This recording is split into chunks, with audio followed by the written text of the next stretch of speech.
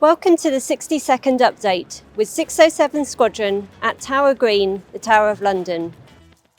The RAF is hosting its largest air exercise, Exercise Cobra Warrior, where more than 80 aircraft from Canada, Finland, Norway, Poland, the UK and the USA train together in high-intensity tactical air warfighting operations. Coordinated by the Air and Space Warfare Centre at RAF Waddington, the exercise fosters relationships with our partners and gives us the opportunity to learn from each other, ensuring we are ready to fly and fight together.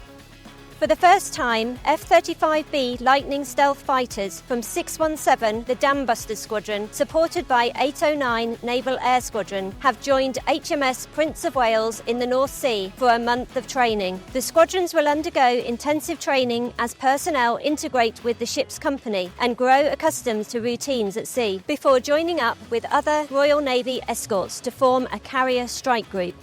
4 squadrons from the RAF Reserves have received new standards as part of a special consecration parade at the Tower of London. 501, 504, 603 and 607 squadrons paraded at Tower Green in front of Air Vice Marshal Ranald Munro, the Royal Auxiliary Air Force Commandant General. The event was part of wider celebrations as the Royal Auxiliary Air Force celebrates its centenary this year.